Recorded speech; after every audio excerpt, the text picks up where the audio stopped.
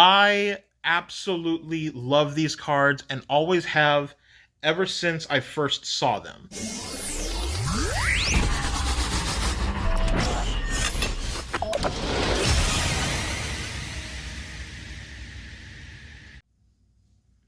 Good morning, good afternoon, good evening, good whatever. Welcome again to another edition of Pepper Shows You Things That He Notices, because y'all have been... I keep hearing people talking about the deck that we're going to be viewing today, which is Silhouette Man. And it's always the same build that I keep seeing online. Nothing really out of the blue, nothing weird and wacky. And I'm not about that lifestyle. I'm more about taking chances and doing something weird to make people remember the deck. So, I'm going to do a quick deck profile on this deck that I really do like, and hopefully I'll be able to educate and entertain you with my weird and wacky ideas that may and or may not win everything in the world. So, anywho, starting out, the grade 0 is going to be just Silhouette Man. Every exact same thing that every grade 0 does. Cool. You ride upon it, you go, and if you're going second, draw a card. What do you do? Alright, next, the grade 1 in the ride line is Garter Silhouette. So when it's placed by riding on top of Silhouette Man, the grade 0, you search your deck for up to one Machinery's Factory, you reveal it, and you put it in your hand and shuffle your deck. Just like most grade 1s in most Brant Gate decks, it's all about finding the set order that goes with this whole theme of the deck. And yeah, just find it. Real simple. Everyone knows it. Simple. Then, the grade 2, which is Caesar Silhouette. So it by itself does nothing when it's placed. It only gets its effect when it's being ridden upon by the grade 0, which we'll get to in a second. But when it is ridden upon by Gigant Armed Silhouette, the grade 3, you choose up to 2 cards with armed arms in their different card names from your drop, and you call them to open rearguard circles. So this is going to get you to the main goal of the deck, which is to have 2 very specific grade 2s on the field that you're going to do a Pseudo Legion, or for all you old school Yu-Gi-Oh fans, an old school Union. So, we're going to get to that right here with this. Because with the grade 3, Gigant Arms Silhouette. So again, when he is placed onto the grade 2, you're going to go ahead and call out 2 of the armed arms from your drop. And by his effect, so auto once per turn, at the beginning of your attack step, you Soul Blast 1, you choose up to 2 of your rear guards with armed arms in each of their different names. You attach them to this unit, attached, and they add their power and effects to the Vanguard as if they were both on the Vanguard circle. So, we're going to get to those effects in just a second, but just know that specifically, because I've been hearing this, when they're talking about the beginning of your attack step, that is different than the battle step. Basically, the attack step is like, I have swung with my rear guard. I have swung with my other rear guard. Those 2 are 2 separate attack steps. Then you say, I'm going to swing with the Vanguard. That means that you are entering your attack step. At that point, you Soul Blast, you arm him with his 2 arms, and then you're good to go for the rest of that. Now, his second effect is, at the end of the battle that he attacked, choose up to 1 of the units attached to this unit, move it to an open rearguard circle as stand, meaning that you're going to detach one of the arms, put it onto one of the rearguard circles, and stand it. Therefore, gives you a 4th attack. So that by itself sets up for some incredibly fun plays, which we'll get to later when we start seeing some of the weird and wacky shenanigans you can do with that arming effect. Also running 3 copies of the Vanguard, because Persona rides, everyone loves it. Alright, first we run 4 copies of Armed Arms L, and 4 copies of Armed Arms R.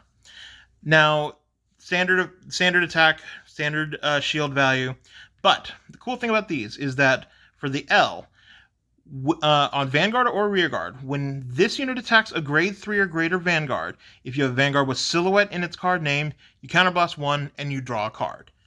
Real simple, real fun.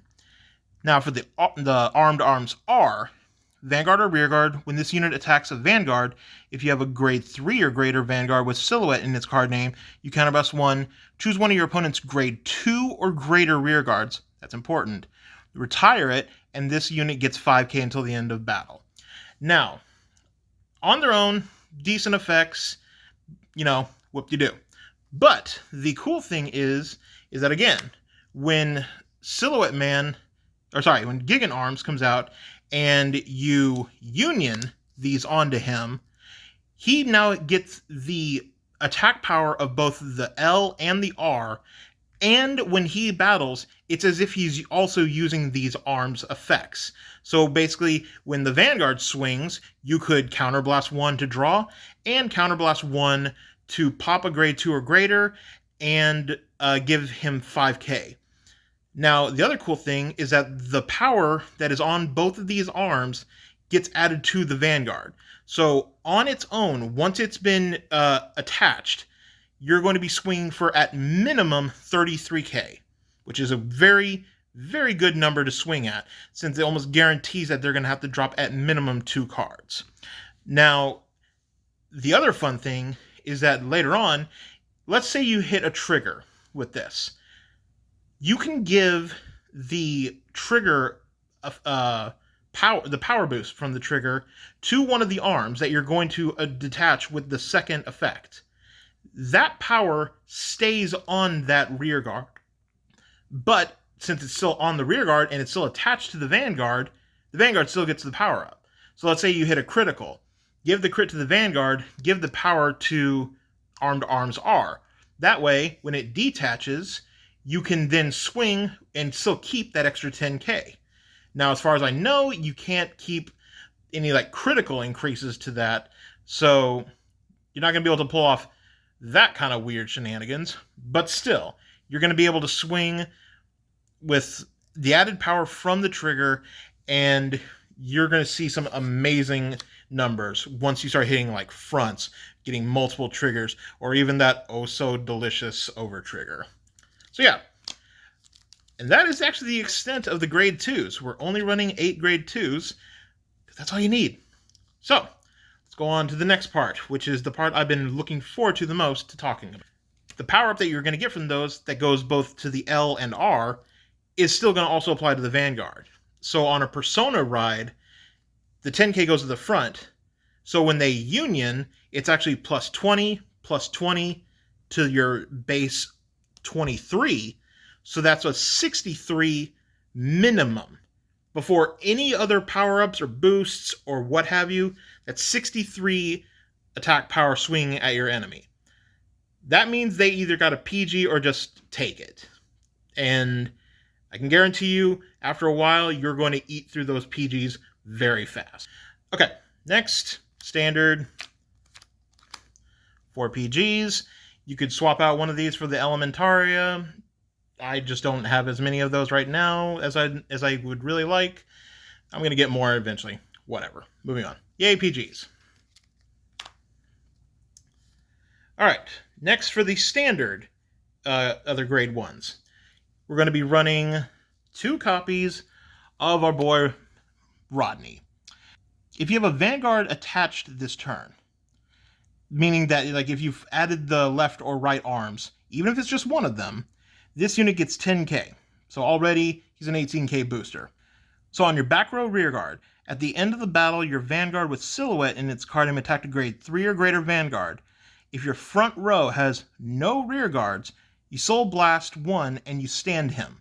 So basically, after you've boosted the grade, one of the arms before the Vanguard attacked, you then, once the attack has happened, there are no rear guards in your front two areas. Basically meaning that, the left and right have already been attached to the Vanguard. At that point, you Soul Blast one, you restand him.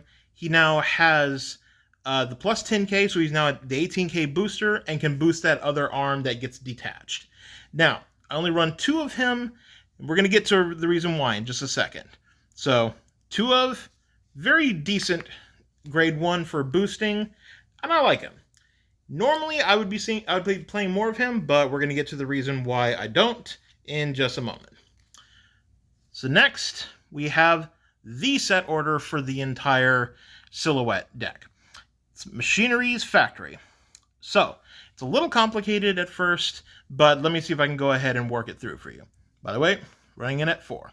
So, when you place it into your order zone, as an act ability in your order zone, you rest this card.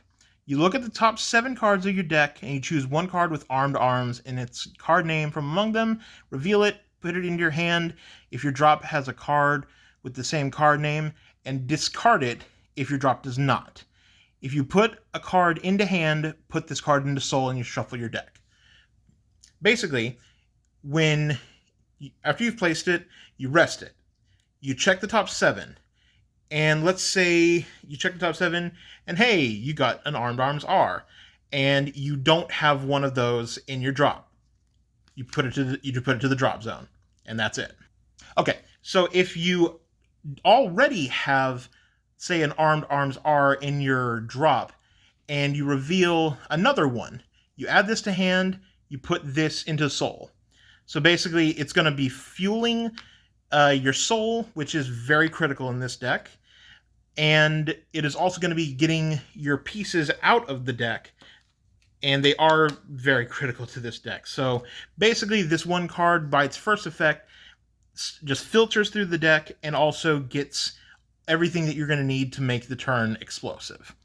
Now, its second effect is that if you have a grade 3 or greater Vanguard with Silhouette in its card name, you put this card into soul, you choose up to 2 cards with armed arms in its different card names from your drop, and you call them to open rearguard circles.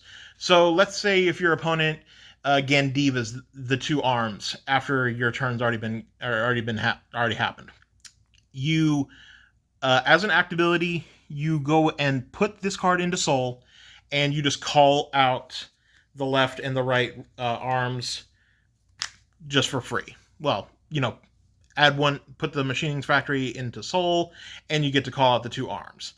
So again, this card will do everything you need to make this deck work, including fueling soul, adding armed arms to hand, and filtering through the deck, because deck thinning, deck winning. Now, here's what I've been waiting to get into, because aside from that, the next couple of cards I'm going to be revealing are what I consider to be the weird workhorses of the deck. And it's kind of ironic that we actually call them that, because they are the Janitor Sisters. I absolutely love these cards and always have ever since I first saw them. I thought that they added a very interesting mechanic, maybe a little bit expensive as a cost, but man, when they work, it works amazing. Now, key thing about this deck, before we get into their effects, is aside from the arms, nothing counterblasts at all. So sometimes, yes, you want to go ahead and counterblast to get the draw. You want to counterblast to get the retire and 5k. Sometimes you don't have a good target. So in the first couple of games I played, I had just tons of counterblast just sitting open and nothing to do with it. So I found these girls, and after a little bit of tweaking and getting the ratios right, I realized they do everything I want this deck to do with a resource that for a while I was having very little use for. So what they do is, there's a third, but I'm not running her. The first one I'm going to be running is Bruce.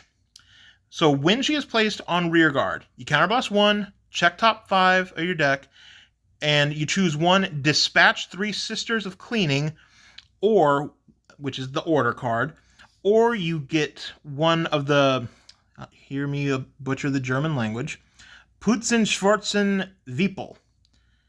And you add those, and you add one of the 2 of those to your hand.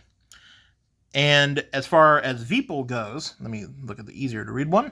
So she has a continuous rearguard effect, and she gets all the effects according to the number of dispatch 3 Sisters of Cleaning that you have in your order zone. So if you get 1 or more, she has plus 5k, making her a 13k booster.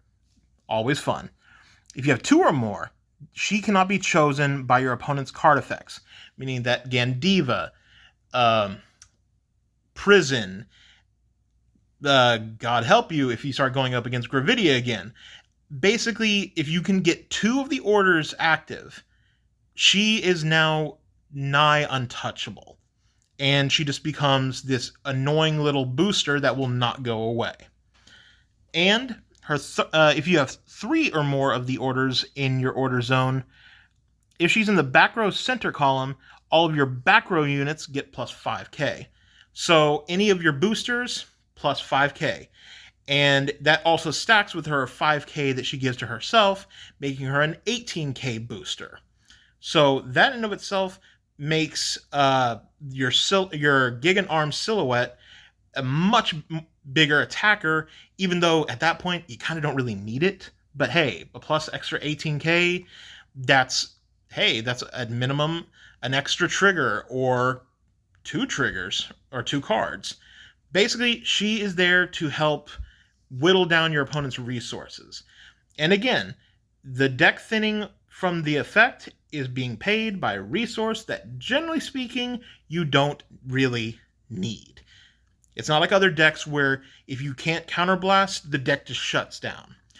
This deck needs Soul way more than it needs the counterblast.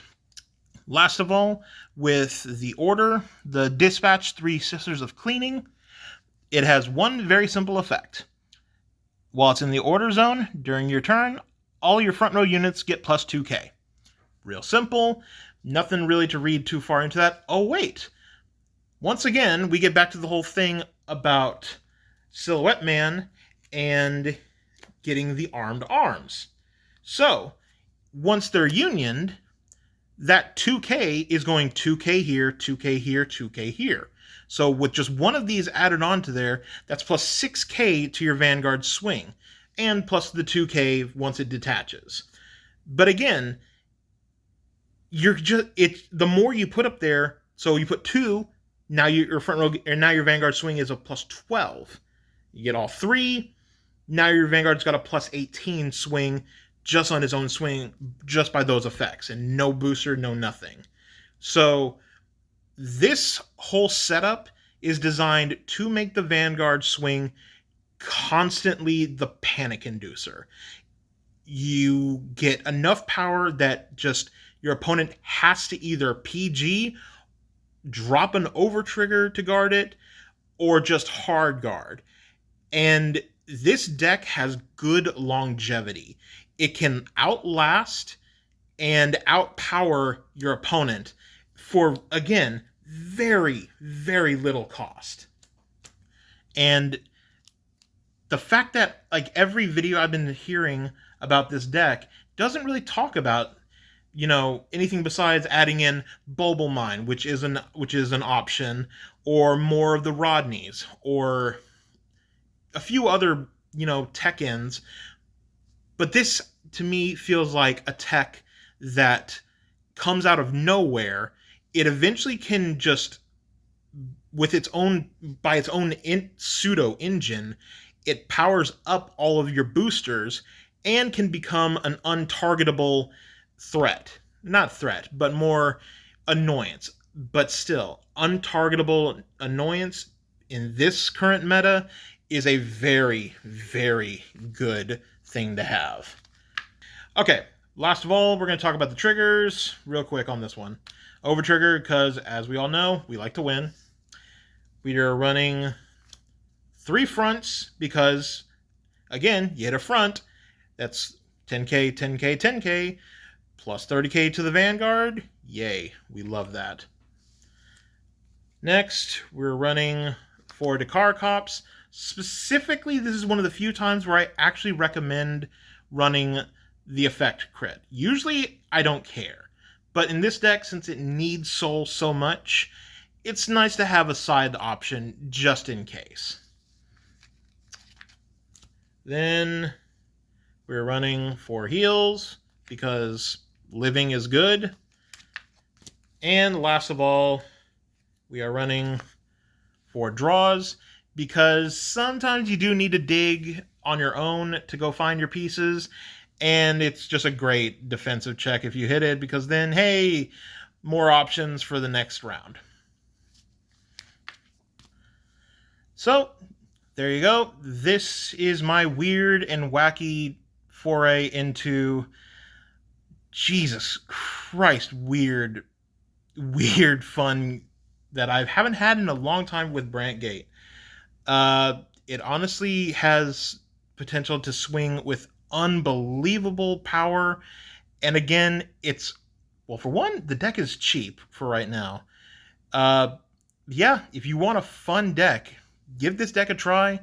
And yeah, I hope that you learned a little bit today, and I hope you had some fun. So anyway, that's Pepper from Team Ham signing off, and y'all have yourself a great evening.